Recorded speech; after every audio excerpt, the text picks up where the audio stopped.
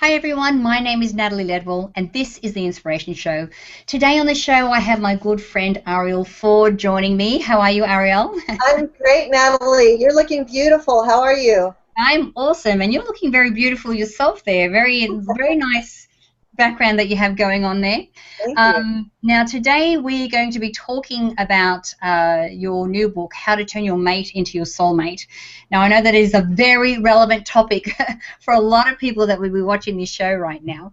But for those people that may not be familiar with you or the work that you've done, can you give us a little bit of your story and especially leading up to this particular book? Oh, yes, I'd be happy to. Well, I was very fortunate to learn the art of manifestation in the mid-1980s, and I used it to build this incredible career and a big business. But I had this epiphany one morning when I was 43 years old. I woke up really early, and I was still had my eyes closed. I was lying in bed, and my hand was like reaching out, looking for my big cat that always slept with me. And the cat wasn't there. But all I could feel was this expanse of empty bed. And I like had this thought, oh my God, I forgot to get married. And I was like thinking to myself, how did that happen? I had this great business and this wonderful lifestyle and everything was good, but I was all alone. So I decided to take all the prayers and processes and rituals that I had used to manifest this great lifestyle and see if it would work on manifesting a soulmate. And within 6 months, I manifested the greatest guy on the planet. You know him, Natalie. I did really well. And then what happened after that is every single woman over 40 would come up to me and whisper in my ear, how do I get a Brian? And I would share my process, and then sometime later they would get in touch with me and say, wow, it worked for me too. So through a lot of crazy things that happened, it turned into a book called The SoulMate Secret, which came out about 7 years ago. It's now in 21 languages in 40 countries, and it has worked for tens of thousands of men and women of all ages, sizes and shapes and income levels around the world. So that book came out there, and then one day a friend of mine said, well, it's really nice that you wrote this book for singles, but how do I turn my mate into my soulmate? So I started thinking about that, and I remembered something really terrifying that happened early on in my marriage. And this is so embarrassing to admit, but I discovered that I was a lousy wife. I was really good at being the boss and running a business, but I had no clue how to be a good partner. And I knew I had a great guy, but I also knew that I didn't know what I was doing or how to really make it a long-lasting soulmate relationship. So I became a student of love, and I hosted this online series for 5 years called the Art of Love series, where I got to interview the world's top love and relationship experts. I actually did 130 hours of interviews with people like John Gray and Gay and Katie Hendricks and Alison Armstrong and top researchers like Harville Hendricks and Dr. Helen Fisher. So anyway, when my publisher came back to me last year and said, okay, it's time for a new book, I said, great. How about Turn Your Mate into Your Soulmate? And now it'll be coming out on December 29th, and I'm super excited about it. That's so awesome. Because that's the thing, like sometimes when you're in a long-term marriage, which, hopefully a lot of people are, you kind of get to a point where, you kind of lose a bit of contact, you lose that intimacy, you start to take each other for granted, and then you get into a place of complacency, I feel. And it gets even worse than that for a lot of people, because what they don't tell us, the big secret about marriage, which has been proven by a guy named Dr. John Gottman at the University of Washington, is that every couple has at least 9 irreconcilable differences. These are things on which you are never, ever going to agree. And most people don't know that's normal. So they're constantly having the same battles and fights over and over again. And if you add on top of that they don't really understand that while you may know you're with your soulmate, there will be many days when you don't like them at all, and that's also normal. And that if you learn how to talk to each other with these really simple, easy communication skills that I share in the book, you can turn your relationship from annoying to enjoying in a few easy steps. Because that's the thing, it's really just a change of perspective.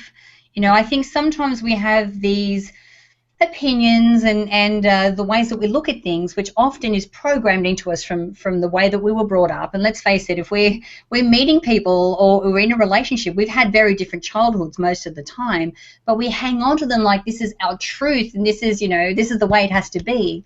But that's not necessarily the case, right? You're 100% right. And what I actually ask people to do is to put on rose-colored glasses. I'll show you mine. These are my rose-colored glasses. And Fabulous. Aren't they fabulous? Yes. It's been proven through scientific study that couples who consciously wear rose-colored glasses have longer, happier, more satisfying relationships. And the reason is, and this is so simple, it's because they're always looking for what's right instead of looking for what's wrong. And you and I would call this a self-fulfilling prophecy, and it's actually true. Now, of course, there's one area in which this doesn't work. If you're in a relationship where there's abuse or addiction or seriously bad behavior, you must get professional help. But if that's not your case, you're just bored or you're angry or frustrated or disappointed, that's normal. And I have 16 easy fixes in Turn Your Mate into Your Soulmate that can turn it all around into a deeply loving, fulfilling relationship. Awesome. So can you share a couple of, what you see as some of the most common mistakes that couples make when it comes to communicating with each other? The very first thing that women do is their tone of voice. Okay? So if you're and you're scolding somebody, men can't hear that. It's a difference between, oh my God, the only thing I ever ask you to do is take out the garbage. Why can't you just take out the garbage? As opposed to, honey, I love you so much. You were helping little Johnny with his homework last night, and it was just the sweetest thing to say. And I love how kind you are to my mother whenever she starts asking you for favors. And it's just so great to see how dedicated you are to our family. And you start with 5 appreciations, and then you sort of slip in. And I know how busy you are, but for me, whenever I have to touch the garbage, it's just so stinky and smelly. If you could just take the garbage out for me, I would really feel like a queen. So whenever you get a moment, could you do that? All the difference in the world. They just want to know what taking the garbage out provides for you as opposed to being scolded. If you do that a couple of times, you'll never have to ask them again. Yeah, absolutely. And that's the thing. Sometimes it's just a little shift in how we communicate. I think, especially if we're in the scolding thing, it's not that they can't hear it, they won't hear it. They can completely just, what? I'm not listening to this. Right. Yeah. Right. The thing you want to remember is that you guys are on the same team. Yes. And you really want to give love and gratitude and appreciation for all the things they're doing right. And yes, there'll be times where you need to sort of explain, well, that didn't work for me. But let's say, okay, we were at a gala the other night, right? So, let's say you were with your amazing soulmate boyfriend who's going to be knocking on your door any second, and he says something really stupid and hurtful in the midst of conversation. Well, you don't stop right there to correct him. But, later on in the drive home, you might say, honey, I know that you had no intention whatsoever to ever hurt my feelings. And maybe some of this is my fault. But when you said X, Y, Z to A, B, C, it really hurt me, and I really felt disrespected, and I know you didn't mean to do it.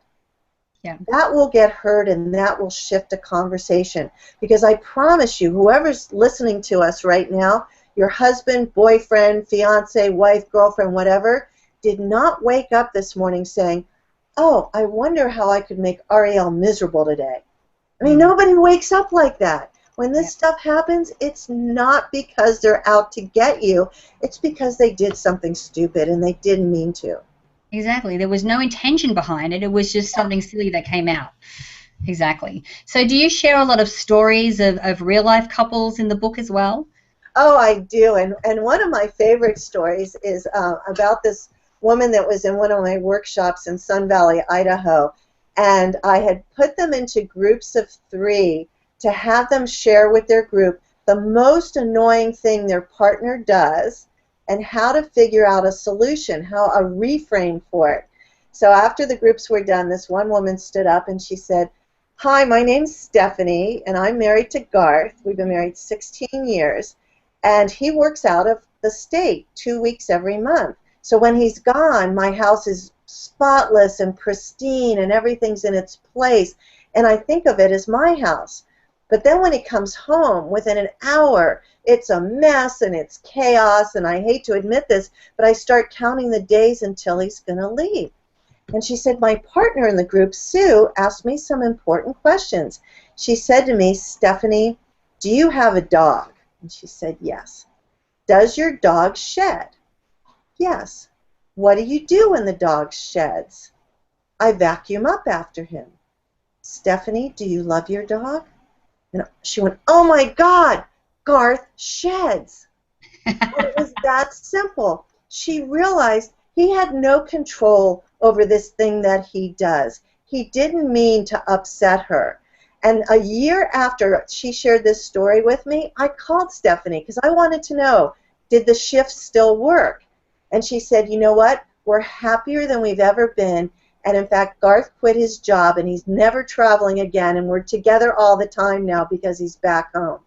So that's how simple it can be. She spent 16 years judging him and making him wrong and trying to get him to change when all she needed to do was to have this shift in perception. Yeah. You know, the other story of yours that I really love, and I think we have time for you to share it, is the one about the poppy seeds. Oh, yes. Okay. So I have these friends, Jerry and Diane, and in fact, Jerry's quite a bit older. He's 25 years older than his wife. They've been together 30 years. And Jerry has an addiction. He's addicted to poppy seed bagels. And every morning when he gets up, long before Diane gets up, he goes into the kitchen, he slices his poppy seed bagel, which sends thousands of little black seeds scattering all over Diane's white tile floor. He toasts his bagel, he puts on his cream cheese, and then he walks around the kitchen dropping even more poppy seeds. And then when Diane gets up every morning, the first thing she does is she wets a paper towel, she gets on her hands and knees, and she wipes up all the little seeds. Now, one morning, she was in a particularly grouchy, grumpy mood.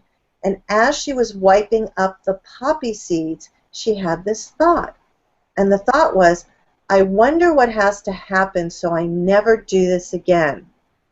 And that was followed by the thought, "Oh, that would mean Jerry's no longer with me." And she got off the floor and ran to the other room to give him a big hug. And from that day forward, every morning as she was wiping up the little black poppy seeds, her heart would fill with love because these seeds now meant she had another day to spend with Jerry. Yeah. I love that story. And that's the thing, like, I think sometimes we get so caught up with all of our internal thoughts and you know and looking at what's not working and you know what's the drama in our life. But when we just have that little shift in perspective, we can completely change the way that we show up in our relationship, and the way that our partner responds to us as well, which is awesome. So yeah. So we're just about at the end of our quick 15-minute chat. So Arielle, where can we send people to find out about the book? And I know that you've got some like special bonuses and things happening as well. Yeah, if you go to matetosoulmate.com, matetosoulmate.com, I've got a bunch of free bonuses if you pre-order the book now on Amazon or one of your favorite booksellers.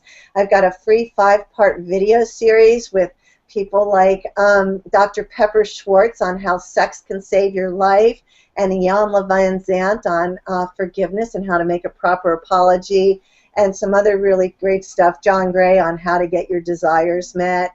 And then there's a free ebook and a couple of free audios, lots and lots of goodies if you pre-order the book now, and then it comes out on December 29th. So if you're in a relationship and you're not 100% like blissed out, I promise you there's awesome stuff in this book that'll change everything. Yeah.